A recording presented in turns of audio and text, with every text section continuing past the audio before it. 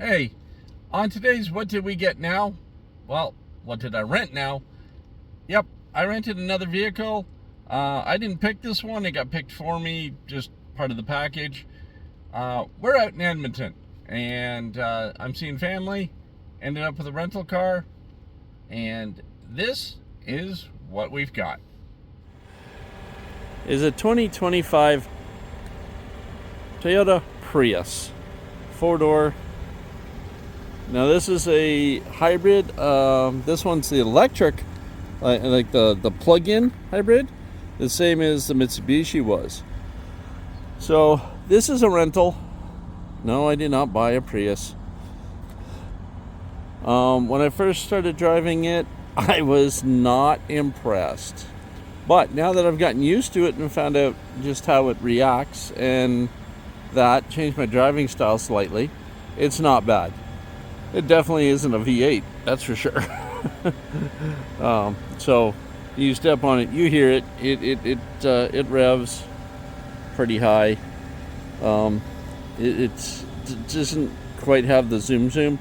Now this one has not been plugged in for a while, so really we don't use much battery because the battery's low. So it doesn't seem to have quite the same options to regen, at least I haven't found them, as the Mitsubishi did. Now inside, this thing has a ton of options.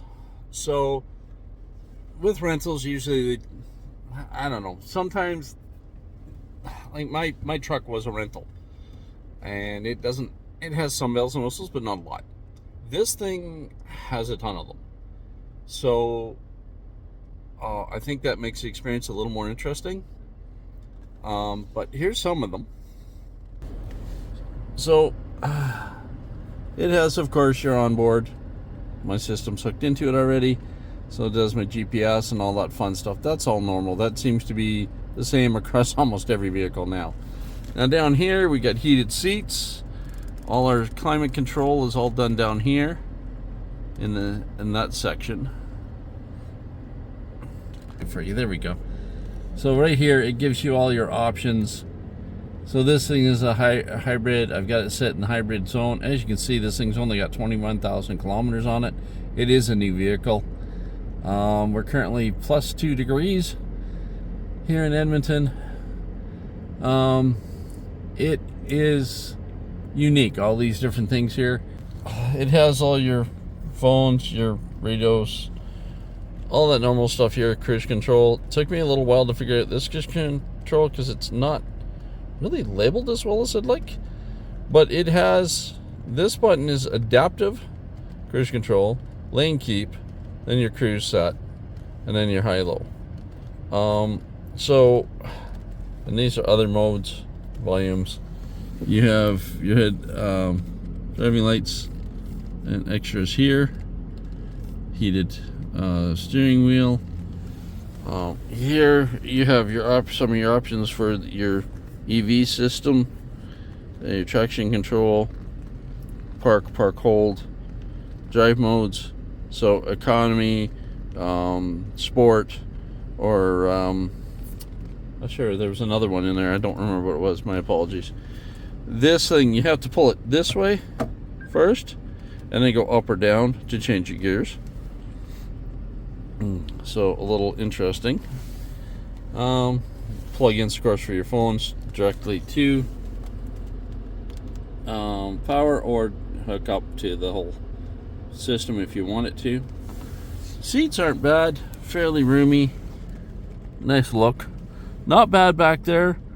We had Jordan back there yesterday, and he's tall, he's got long ass legs, and he still fit without being crammed up too bad, so I was impressed with that. It's got a nice little trunk. Other than that, it's a car. It's nice to drive. It is very smooth. Again, it has the hybrid thing. I don't know if anybody else with the hybrid has noticed this, and if you have, please comment if it's me or not. I find with the hybrid, even my other one, if I was in cruise control, I touched the brake. When it kicked out of cruise, it felt, even though I was applying the brake, that the car went faster for just a couple of seconds and then started slowing down. It almost like it sped up before it slowed down. If you just bump off the cruise or turn off the cruise, it just slowed down, no problem.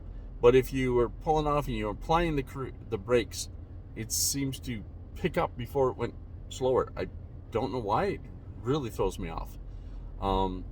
My Mitsubishi did the same thing. I don't know. Maybe it's driver error? I don't know. But other than that, this thing is really nice.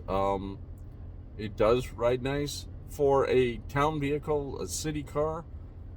And, you know, you guys that are doing Lyft, Uber, taxi type things, Hop, whatever the heck there is out there now. There's all kinds of them. But I could see this being a half decent vehicle for that. Fairly economical on gas. Actually quite. And it just seems to be okay with all that. I've only got it for a couple days while I'm here in Edmonton, but it is a very enjoyable vehicle. Like I said, when I first got into it, I was not impressed, but now that I've been driving it a little bit, yeah, I don't mind it. It's a nice little vehicle. It definitely fun. It's zippy in town, like, you know, those short jaunts, little turns, U-turns, stuff like that. Beautiful. So much easier in my truck. But other than that, nice vehicle. I can't really say much more about it. That's one thing I wanted to just mention, was the adaptive cruise control is really unique. I don't know if anybody's managed to experience it, but it is crazy. So I'm on the highway. I set it at, let's say, 109. I'm cruising along the highway. I'm doing nice. Well, actually, here the speed limits are 110, so I probably got it at like 115. And I come up behind somebody. It automatically slows me down, resets the cruise to adapt the distance of a car's length between me and the vehicle in front of me, and keeps that. If he speeds up, I speed up. He slows down, I slow down. The second I turn on the signal, start pulling out into the passenger lane, boom, puts the pedal back down and gets me back up to the speed I was wanting to be at. Really kind of unique. Lane keep is the same as the G-Pad, same as one of the other vehicles I rented had, the Bronco. So when you're driving, it literally knows where your lines are, and you start going over it. It says, hey, whoa, whoa, wakes you up to tell you to move over. Kind of cool. But if you're a person that forgets to turn on your signal before you change lanes, it fights you. It'll say, hey, well, no. Oh, okay, I'll let you do that. But if you turn on your signal, it ignores that line on that side and allows you to change lanes without it giving you any resistance. So again, kind of cool as you get used to it. Kind of fun. Besides that, can't say much else about it, really. Good rental. Wasn't planned. I usually like bigger vehicles. I will say, getting out of this thing for me, I feel like I'm getting out of a sardine can. I am not a big person, but I ain't no spring chicken, and my body does not like folding itself in and out of this too well. I love little cars. I'd love to get an Austin Mini, stuff like that, but getting in and out of the smaller cars, that's why I drive trucks, SUVs. I just like the extra drop, standing up instead of having to stand up, you know what I mean? So other than that, and that's not against the car, that's just me getting old. So anyways, hope you found this interesting, and I'll see you next video.